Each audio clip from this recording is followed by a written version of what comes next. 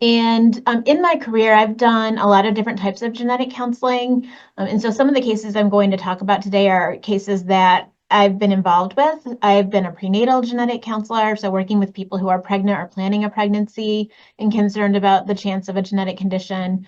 I've dabbled a little bit in pediatrics, and one of my cases is from that experience. Adult genetics, a lot of cancer genetic counseling, some neurogenetics, and now cardiovascular. And that's kind of the nice thing about being a genetic counselor is that you can work in a lot of different specialties because we're trained as generalists. And part of our training is just how to find the information you need to switch specialties and get the most up-to-date information about genetic and genomic disorders because that information is constantly evolving. And then these were the module objectives. I'm not a few years ago when I was talking to other LEND programs across the country, many of whom have genetic counselors that work with their curriculum. And a lot of the information that I provided in your module that came before today was based on those learning objectives. But for our plan today, for the session plan, as a group, we're going to go through my presentation and discuss 3 cases that are designed to build on that information that was in the module for your self-study component of this module. And then we're going to do that for about 40 or 45 minutes. During the session, I'm not just going to talk. I'll be asking for your feedback we have little Zoom polls, and then also you can come off mute or chat to provide feedback. And then after that, we're going to break into small groups. So you are each assigned a small group with a topic and a case. And I'm sorry that some of you weren't able to access the materials. They are freely available materials, so I didn't know that there were any restrictions, but the PDFs are in the document now, but I really apologize for those who couldn't access the materials for the cases. But don't worry, you'll have some time in your small groups to kind of walk through the questions together. And this isn't meant for any sort of evaluation, it's just for you to get a sense of what you should be thinking about when you're preparing to see somebody with a genetic condition. And then you'll come back to the big group and kind of go through. You'll have a reporter that talks to the whole group about what your case was, what your questions were, and how you sort of approached that case. And then that will be the end. So I'm going to start with a poll question. Again, this is not a quiz. It's just to get a sense for where you are. How much medical genetics have you had in your training? So none, some, a few lectures, a good amount, like a course or many lectures, or an extensive amount. It's the focus of your training. And I think we have at least one genetic counseling student who might be answering D, if I'm correct.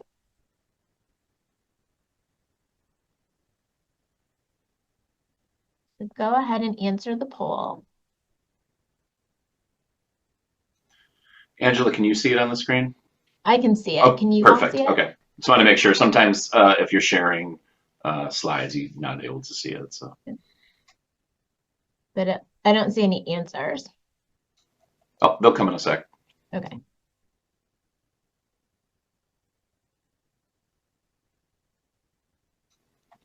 Okay, another 5 seconds.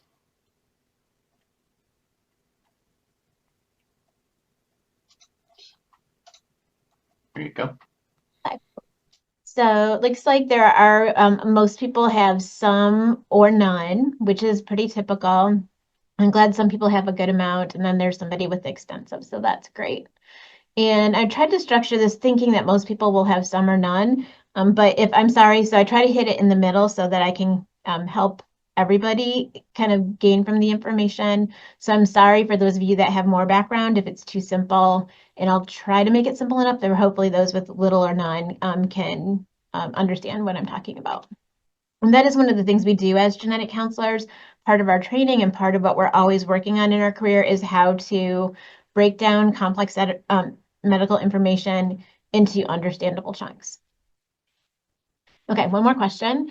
If a person presented to you with a question or concern about a genetic condition in themselves or a family member, what do you think you would do? And again, there's no right or wrong answer. This is just how do you feel about your knowledge and your willingness or ability to talk to people about genetic information at any level.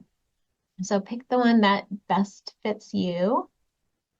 Okay, so it looks like we have a good mix of the top 2 responses: automatically refer or take some family history information, ask some questions, and decide when to refer. And that makes sense.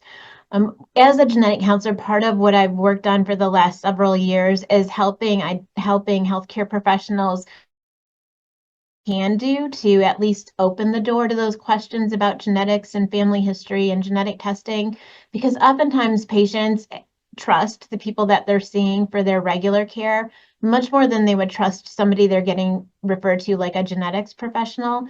And so if somebody can't open that door for them and at least take some like screening questions to assess whether or not they'd benefit from a genetic counseling session, and talk to them just a little bit about what genetic counseling and a medical genetics evaluation entails, that can be the difference between somebody being willing to get genetic services and not.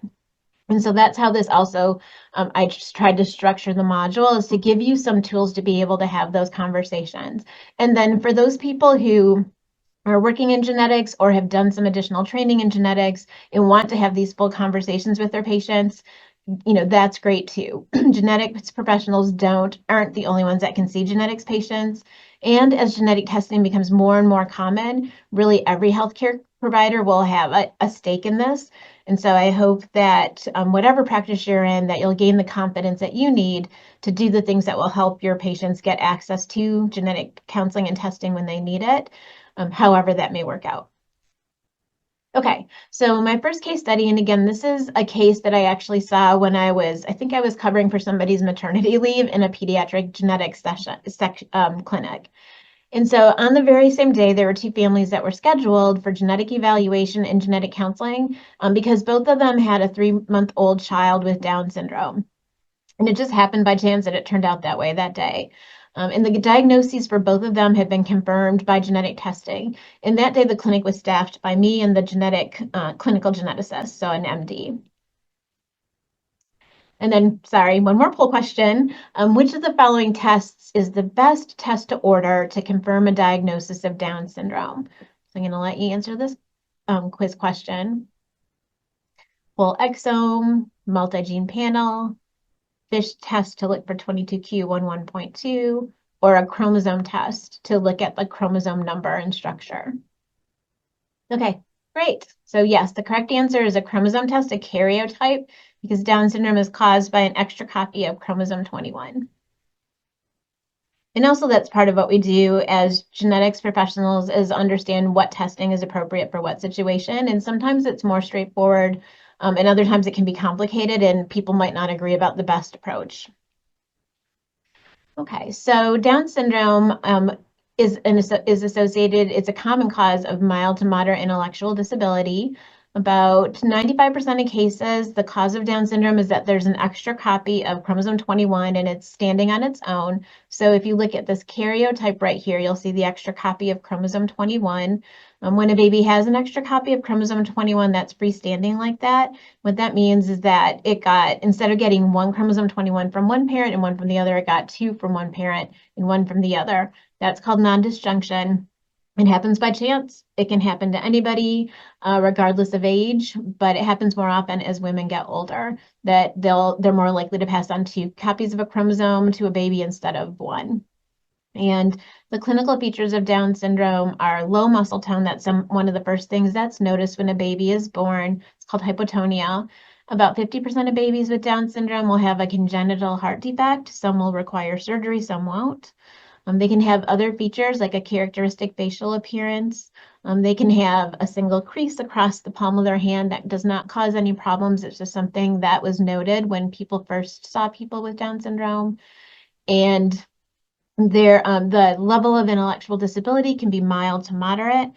What we know about Down syndrome now is so different than what we knew 50 years ago, because in the past when babies were born with Down syndrome, oftentimes the recommendation was that they be institutionalized and they weren't given any opportunity to do things like learn to read or write and ride a bike and all the other things that help everybody grow and develop. But we know that if you give a person with Down syndrome the opportunity to do those things, they can achieve quite a bit.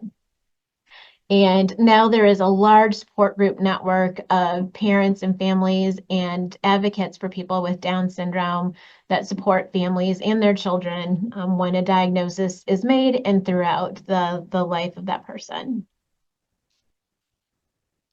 So when a child comes to the clinic, the genetics clinic, the role of the medical geneticist is to diagnose the condition. So in this case, we already had a diagnosis, and we also had confirmation of diagnosis.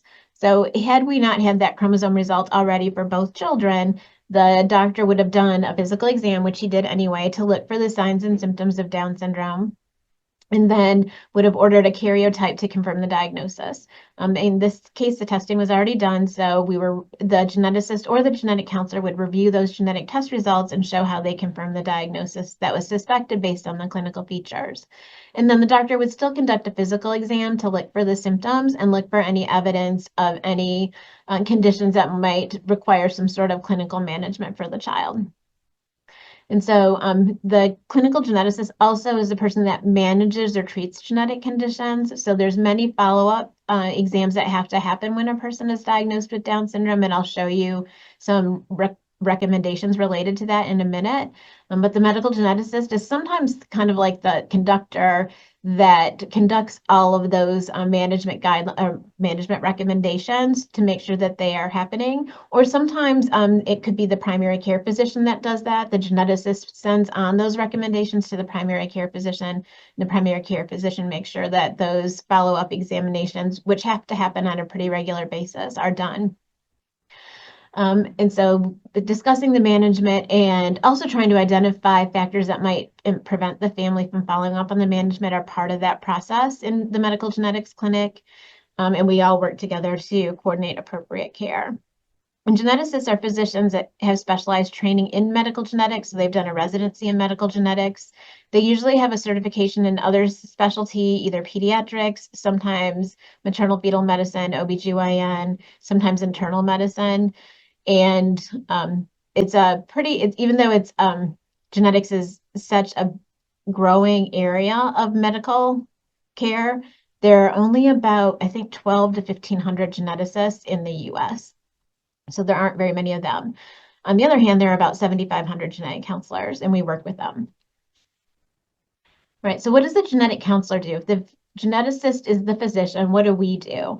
And so our education is in educating individuals, so talking to people about or communicating with people about their chances of a genetic condition, if they have that condition, what the symptoms are, what the natural history is, which is what's the common way this condition progresses over the course of a person's life, the inheritance, genetic testing, the clinical management, and then resources to support them.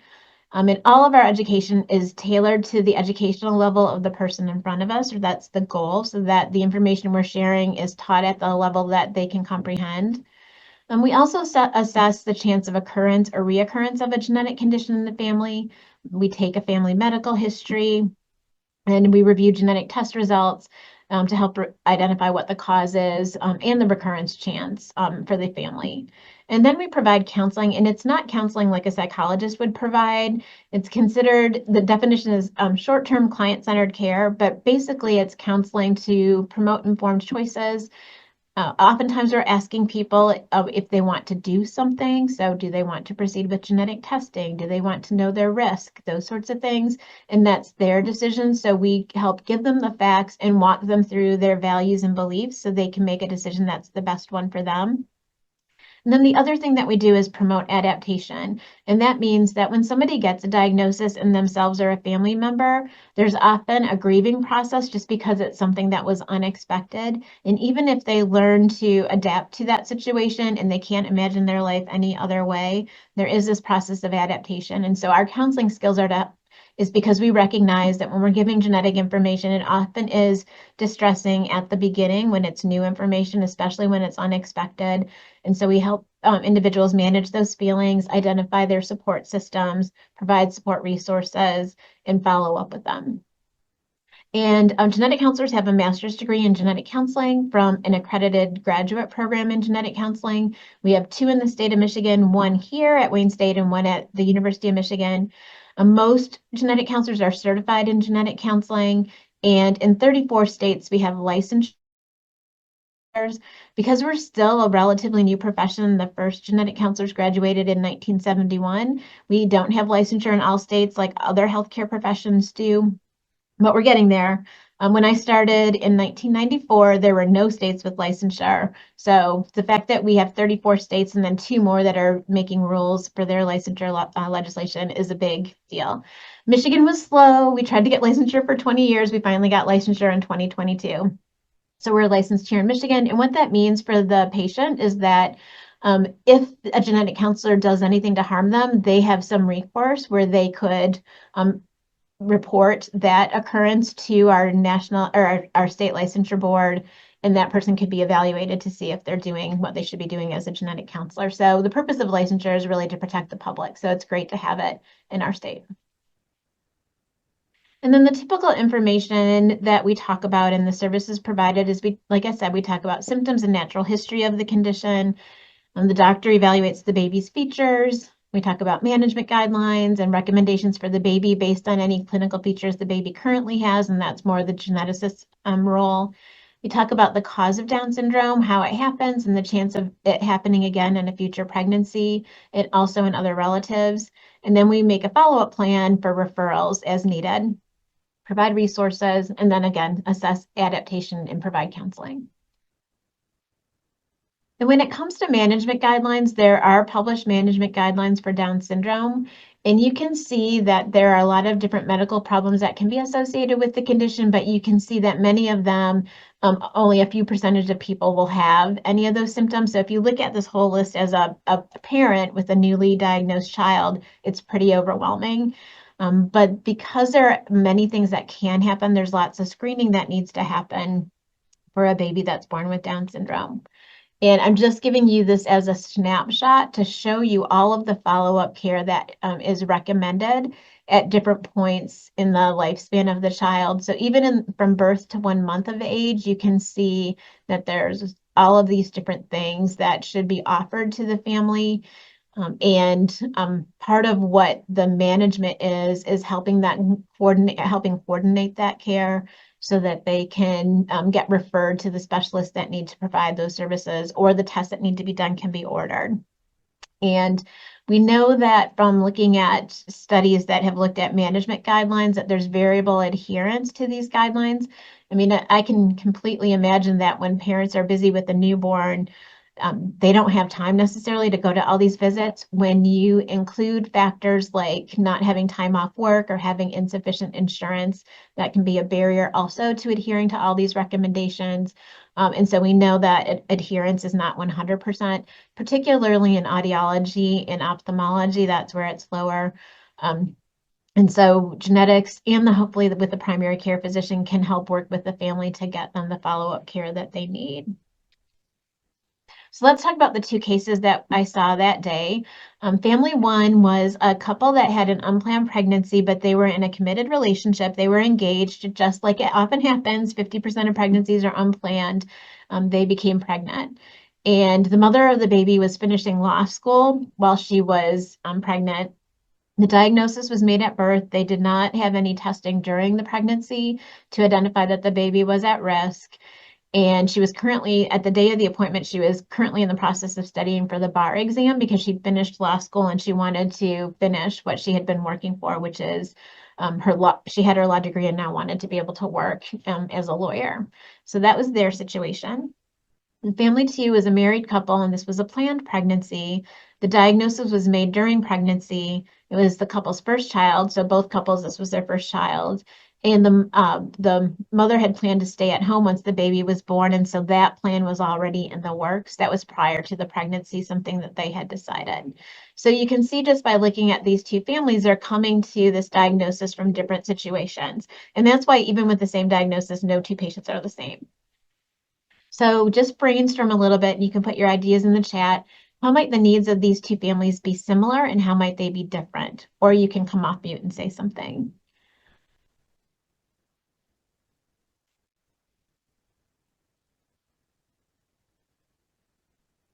And then what are some factors that might affect how the families are adapting? And how might this affect the genetics visit and what's covered in genetic counseling?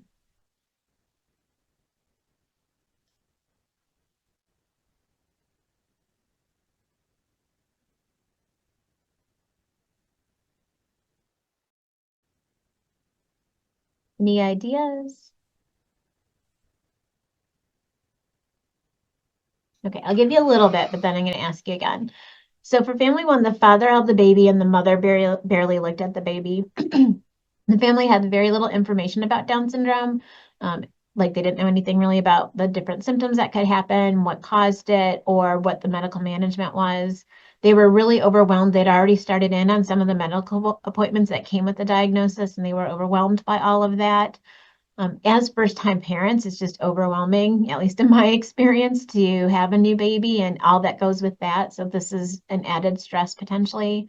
The mother was clearly stressed, and keep in mind that she was also trying to like finish what she had started, which was that law degree and getting her passing the bar exam. They hadn't accessed any support resources yet, and their families were completely supportive, but they were also still adapting to the diagnosis of the condition. In family two, both parents were actively engaged with the baby. The family had a lot of information about Down syndrome, and they were already members of a local support group. They had reached out because they found out when they were pregnant, they had reached out to a local support group and had support from that point forward. And their primary concerns were whether they were doing all the necessary follow-up. They had already been shared, the management guidelines had already been shared with them. They had already looked at them with their primary care physician. They were just really looking to the geneticist to make sure that they were on the right track. And both families, like I said, had supportive families. So that's always a help when there's a group of people that are surrounding the parents to help them as they adapt to this new diagnosis. And so the genetic counseling for these two families was completely different because they needed different things. So Angela, there's several responses in the chat for you there too. Okay, thank you. Yep. Yeah, so let's see. Yes, so if she just graduated, she may no longer be covered by her school's insurance. So absolutely, that's definitely a consideration. Let me see. Yeah, an unplanned pregnancy is already a lot to take in. Absolutely. So even they were happy to have a baby, they got to that point when it's unplanned, it's just, it changed what their view of what was going to happen and when it was going to happen. So you're right, that makes the adjustment harder for sure. And then, yes, childcare for a family, that's difficult to think about and the cost that goes with that too. Um, the type of information that was known beforehand, how much the information they got. So yeah, so with family two getting a lot of information because they knew during the pregnancy and having all that time. The other nice thing about knowing during the pregnancy is that then the staff at the hospital, when the baby is born, presumably they know. And so you don't get those unfortunate looks where it's like a surprise and that it's bad news. When it's something that they were already aware of. And so sometimes when nobody knew before the baby is born, of course, when the baby's born and people start to recognize the symptoms, then the way that can be handled can sometimes be insensitive. People might say things that are not intended to be insensitive, but are. So it can just be difficult, especially you're postpartum and somebody comes in and tells you information you never expected. But definitely insurance status, family support, marital status, prepping for the baby, all that stuff does make a difference in how they can adapt and what they need from us. Yeah, so insurance coverage definitely. And working parents, that's hard. And yeah, being high achievers and then having to when you're working in school and you're focused on yourself and learning, and then you have to switch to focus on someone else's too. It's just an adjustment for anybody. These are all great, everyone. Yeah, triage for heart conditions or do a dealentesia. That must be our future genetic counselor, I think. Morgan. Okay. All right, great responses, everybody. Okay, so if you had a chance to review the video that I put in your module, here's a poll question. Which of the following should you do as a healthcare provider when you're providing a diagnosis of Down syndrome or any other sort of genetic condition? So should you give the diagnosis as quickly as possible, regardless of whether you have a relationship with the patient and who is in the room? Should you inform the patient of all the potential negative consequences of Down syndrome or the family? Should you describe the full scope of the abilities of people with Down syndrome and instill hope? Or should you bring in multiple trainees in the room to give the suspected diagnosis so they can see how it's done? how providing a diagnosis is done. So it's hard sometimes when you're the educator to balance the needs of the patient versus the needs of your trainees. Okay, yes, 100%. Great job, everybody. That's exactly what you should do. And, it seems like that should make common sense, but it really is not always what happens. But it's so important. I work very closely with a few groups of advocates for Down syndrome, and I've heard so many stories of not having that sort of experience and getting a diagnosis. And it really is, it's kind of a flashbulb moment. If their first experience learning about their child's condition is a negative experience, it can color the future experiences they have with medical professions and the trust they have with medical professions. So it is really important to try to be supportive, to talk about the value that people with different abilities bring to society, the value that the abilities of their child, the things that their child will be able to do, and not focus on the things maybe they might not be able to do. Not focus just on all of the health conditions, but really the value that people with Down syndrome bring to their families when you're giving that diagnosis. It is hard. I think giving unexpected or distressing information is one of the hardest things we do as genetic counselors or as health professionals. And it definitely takes practice. You don't learn enough in graduate school to do it well. One of the best things you can do as a trainee or as a professional is when you do something that's difficult, reflect on what you liked about what you did and what you didn't like about what you did, and then make changes the next time you do it. And we all try our best every time that we have to have an encounter with a patient to provide distressing information. But as we get more experienced, it's easier to do that in a positive way. It just takes practice. And in that video, the mom talked about the fact that they may have made the wrong decision had they gotten a diagnosis during pregnancy because they really weren't familiar with Down syndrome. If remember from the video, it was a couple that had one son, and had gotten pregnant, were really excited about it. Either they had prenatal screening and it was normal, or they didn't have it. So it was completely unexpected when they were told that the baby had Down syndrome when it was born. But and that then the mom was reflecting on the fact that had she been told during the pregnancy, she might not have continued the pregnancy because she really was not familiar with Down syndrome. And had she had the choice, might have just decided not to take the chance of having a child with a disability. But she's very happy that the circumstances worked out the way they did because they love and cherish their son. So think about what information it's important to share during prenatal diagnosis to maximize that informed decision. That's another area where I think it's incredibly challenging to give that kind of balanced information so that people make a decision that is the best decision for them. And it's very difficult for them to make those decisions. Sometimes they have a very short period of time in which to make those decisions. If they have no experience with Down syndrome, or having a person with a disability in their family, it can be even more difficult to try to figure out what that might look like. There's lots of factors to consider. So it's just challenging. And it's always important to think about and talk about what's the value that people with different abilities bring to society. But then also think about how you should communicate that to parents making prenatal decisions. And there is actually in some states, and here's a map, there are 21 states that have laws about what should actually be discussed when there's a prenatal diagnosis of Down syndrome made, and they're called Down Syndrome Information Acts. Some of these laws were developed by advocacy organizations for Down syndrome because there is evidence that healthcare providers were giving outdated information about Down syndrome when they were providing prenatal genetic counseling. Before children with Down syndrome were allowed to go to school, when they were institutionalized, if you look at things like whether they could read or write or hold a job, the answer was no, because nobody ever gave them that chance. But we know when children with Down syndrome are given those chances, they can accomplish quite a bit, including some go to college. The Down syndrome organizations wanted to make sure that healthcare providers were giving accurate information. So in some of the states where these laws have been passed, that was the motivation. In other states, some of the laws were put into place because of reproductive rights concerns. So it was more right to life, and looking at just trying to limit reproductive rights. So not the same,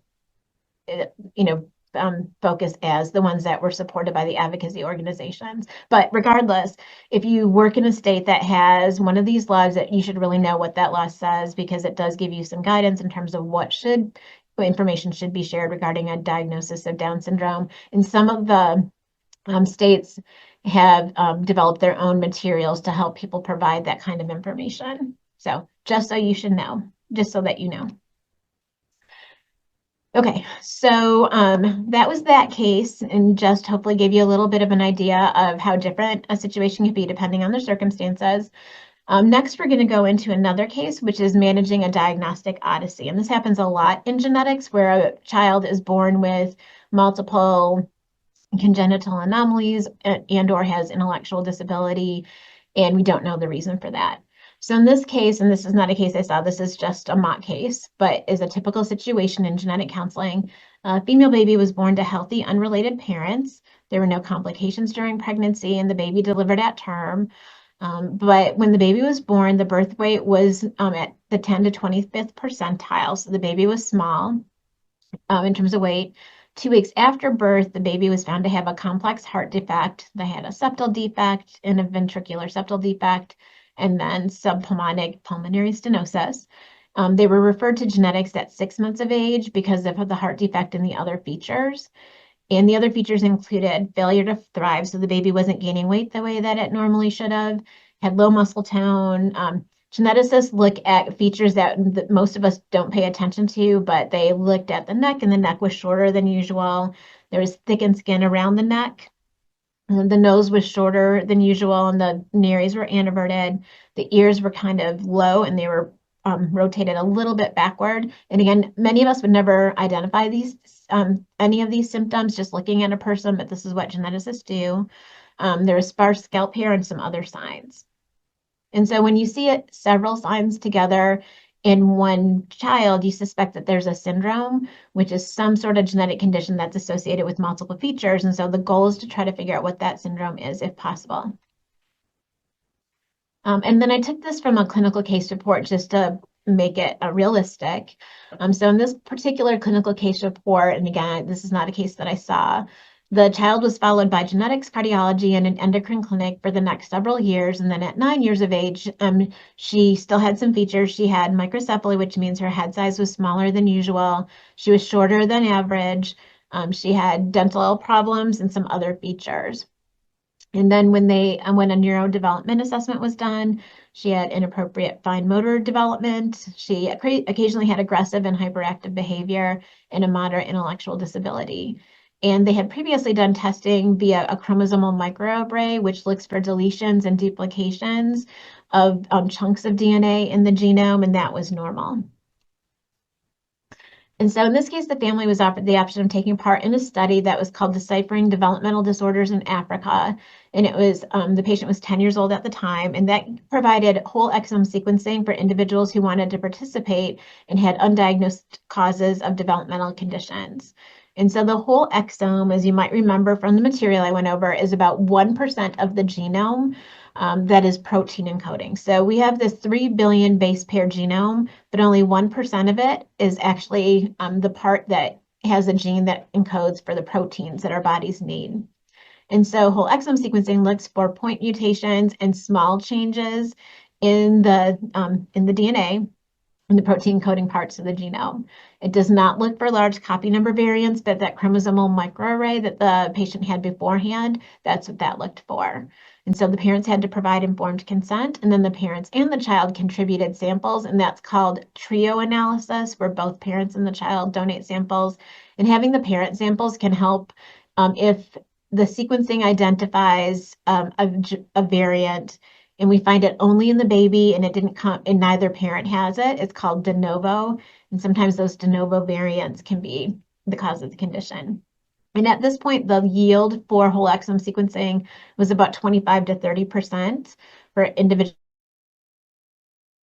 findings.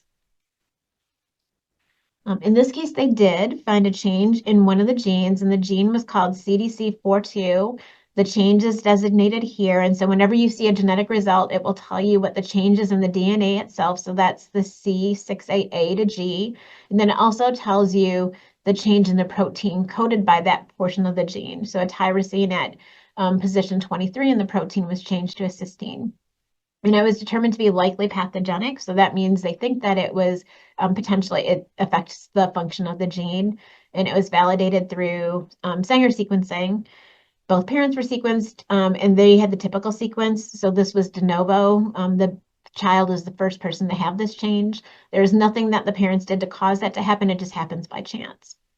And then this condition actually has a name. I'm probably not going to pronounce it correctly, Takeuchi-Kaseki, I think, syndrome, but it's also called macrothrombocytopenia and mental retardation syndrome. It's autosomal dominant, so that means that this child has children of her own. There's a 50-50 chance per pregnancy that a child would also have the condition, but it's really rare and it hadn't been described until 2015. And a lot of the features that the child had were features that are part of this syndrome, but there were some things that she hadn't been screened for, such as hearing loss, frequent infections, platelet abnormalities, and structural brain defects that are now on the radar as potential consequences. Not everybody's going to have all those things, but it might lead to some additional screening. And what they did then is they added an ophthalmology assessment. They added a hearing test, they did a full blood count and platelet count, and a spinal evaluation for scoliosis. And then psychosocially, having a diagnosis has absolved the parents from feeling like something they did caused this condition.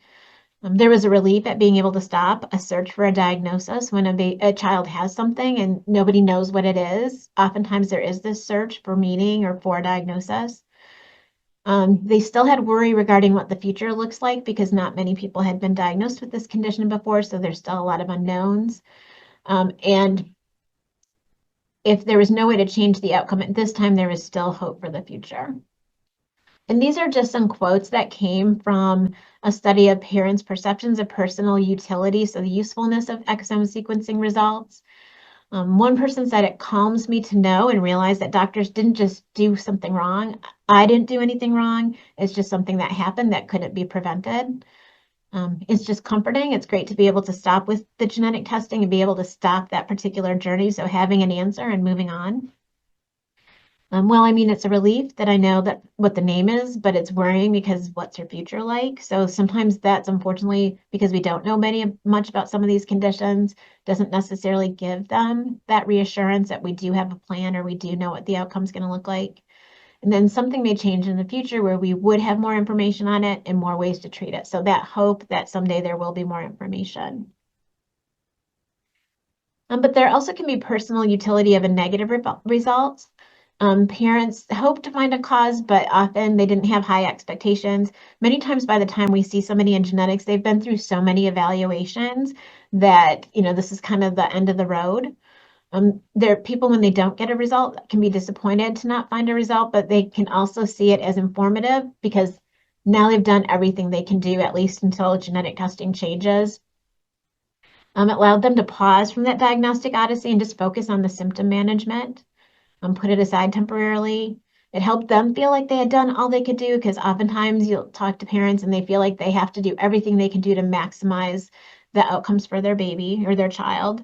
And they recognized the negative result was contingent on current knowledge, which is very true because we learn more about how to assess genetic test results. And even we learn new ways to evaluate our exomes and genomes, but at least it gave them temporary closure.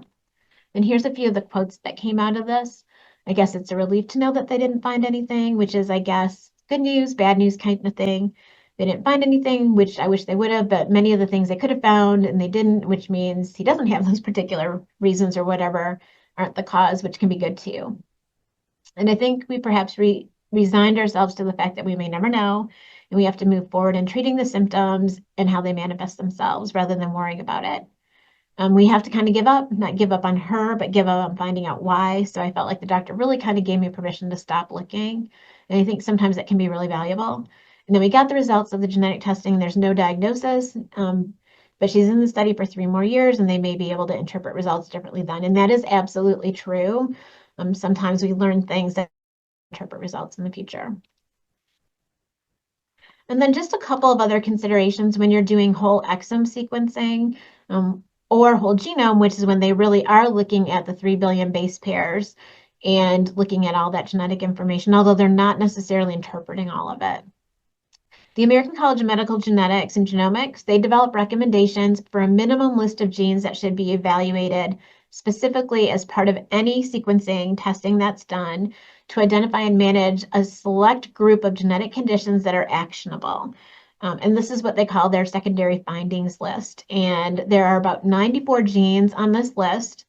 Many of these genes are genes that are associated with adult onset conditions, not all of them, but a lot of them. And that includes adult onset hereditary cancers, hereditary cardiovascular diseases, some metabolic diseases, and then some other conditions. And actionable means that there are things that a person can do to reduce their chances of developing the associated diseases if they are identified to be at risk. And the reason why this is offered is that there are a lot of people at risk for things like hereditary cancers and hereditary cardiovascular diseases that may not have ever been referred for genetics or may not even have strong enough family histories to warrant referral, but are still at increased risk. And if you are having testing for some other reason, this is offered to see if a person has any of these conditions. And about 2% of people who have testing will have a finding in one of these genes. And it might be a little bit higher now because they keep adding genes to the secondary findings list. So the reason why I bring it up is that when parents have testing with their child, if they do a trio, they're offered the option to opt in or opt out of getting these secondary findings. In terms of opting in or out for the child, that depends on the laboratory, but the parents can opt in or opt out of getting this information. And so I just wanted to let you know that there's also other information that's available to the parents that comes out of these tests. And then incidental findings are findings that are not related to the presenting symptoms of the condition for which the testing is being offered, and so they're unexpected. And so sometimes when we do genetic testing, we find incidental findings such as non-paternity. And that's always a hard conversation to have, especially when you're doing a trio test, you can identify that. We find out a risk of a disease that's not known to be associated with the symptoms the person had. So we don't know why they have the symptoms they have, but we've identified something else. And then sometimes we identify that the couple is closely related. And many times people know that they're closely related, and there's many cultural reasons why people their partners may be part of their family, but sometimes they didn't know that they were related. And so that can be an incidental or unexpected information. And so whenever we provide informed consent for this type of testing, it's really important to include the possibility of these incidental and then accidental findings. Okay, so we're done with that case, and I'm going to move on to the last part of this presentation before we break up into our groups. I know some of you are speech language pathology trainees, and I think maybe there might be some ENT trainees, some other people who work with individuals with hearing loss. So this last case is, I just wanted to present the way we work through genetic evaluation for hearing loss. And so when you think about prelingual hearing loss or hearing loss at birth, about 20% of cases are environmental or acquired, but 80% of cases are genetic. And when they're genetic, they can be broken down into syndromic or non-syndromic, and I'll explain what that is. And then the non-syndromic ones, those are the ones that actually don't only have hearing loss as the main feature. They have different patterns of inheritance. So mostly autosomal recessive, but also dominant, mitochondrial, and X-linked. When we think about those acquired causes, the most common acquired cause is congenital CMV infection. And in some states, they've implemented hearing targeted congenital CMV screening, but not in all states, to rule that in or rule that out as a cause early on. And this comes from one of the resources that I shared with you. Gene Reviews has a lot of different resources about different genetic conditions. This is the Gene Review, the overview on hearing loss genetics.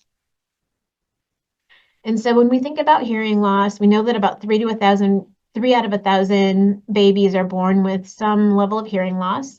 70% of prelingual hearing loss is genetic, non-syndromic. There are over 125 different genes that are associated with this condition. Most commonly, they're autosomal recessively inherited. So the parents both are hearing in most cases, and they each carry a gene that they to the child having some degree of hearing loss, and that can vary.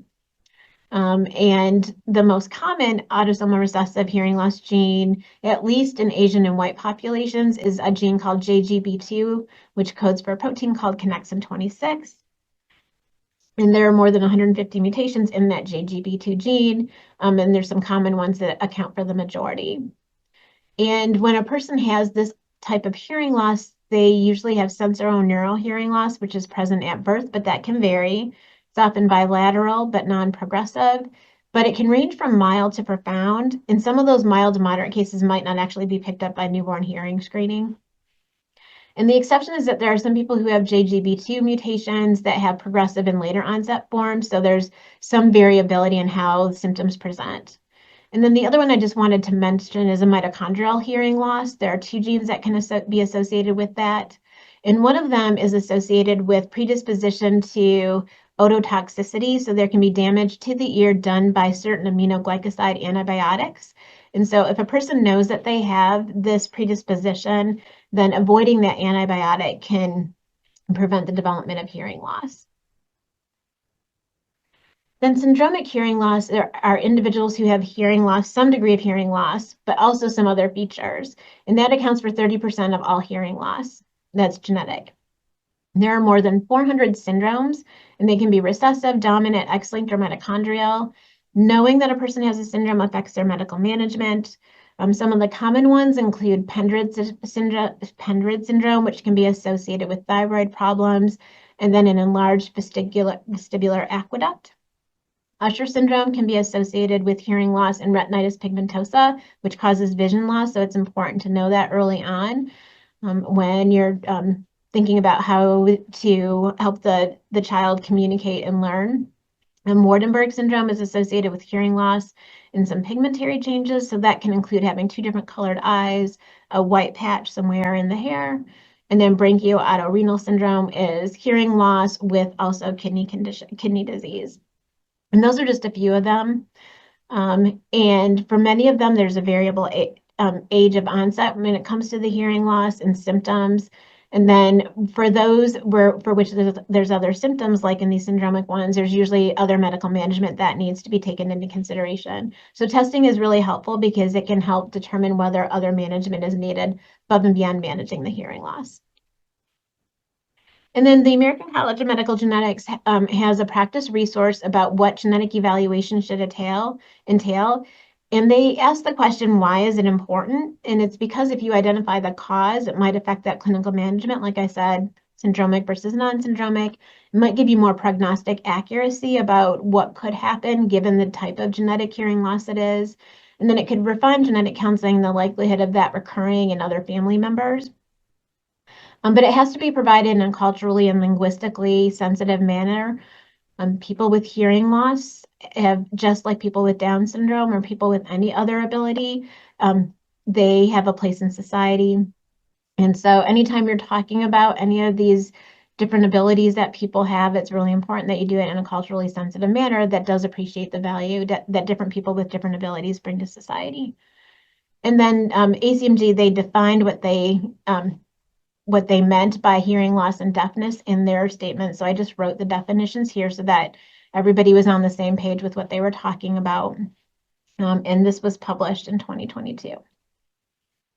And just in a nutshell, they believe that all newborns and infants with confirmed hearing loss should have a comprehensive evaluation. And that includes getting prenatal and postnatal and neonatal histories, family histories, results of any hearing loss assessments, conducting a physical exam to look for some of those syndromic features, and sometimes other screening tests, depending on what their differentials are. When people have suspected syndromic hearing loss, pretest counseling with informed consent and appropriate follow-up studies is required based on whatever the diagnosis suspected is. For people with non-syndromic hearing loss, there's a tiered diagnostic approach. Referral to multidisciplinary care centers is really ideal if available. And so that's a care center where the otolaryngologist, the clinical geneticist, genetic counselors, audiologists, and speech language specialists, early intervention and family support specialists are all there in that same place just to make it easier to coordinate care. Oftentimes that's not what's available, but that really is ideal. And then if there's no genetic diagnosis after testing, looking into it every 3 years and maybe not doing testing again, but even reevaluating the results of a genome test or an exome test is reasonable just because we're learning more about the genetics of hearing loss. And then all results should be communicated through genetic counseling. It doesn't mean by a genetic counselor, but somebody who can explain them thoroughly, including the limitations. Okay, so one more poll. Most cases of non-syndromic hearing loss are autosomal recessive. So which of the following would you expect to see if you're taking a family history? Yep, and the correct answer is oftentimes there's no family history because autosomal recessive, typically each parent has one working and one non-working copy of the gene. And as long as you have one working copy, you don't have hearing loss. There's some exceptions to that rule, but that's typically the case. And so this is an example again of where if you have two hearing parents, they may not have any experience with hearing loss. So part of their adaptation is getting them connected with the right resources to help them feel like they have the tools they need to take care of their baby. All right, so I am going to I think we're going to move on now so that you have a little bit of time in your breakouts to kind of go over what you learned about your case.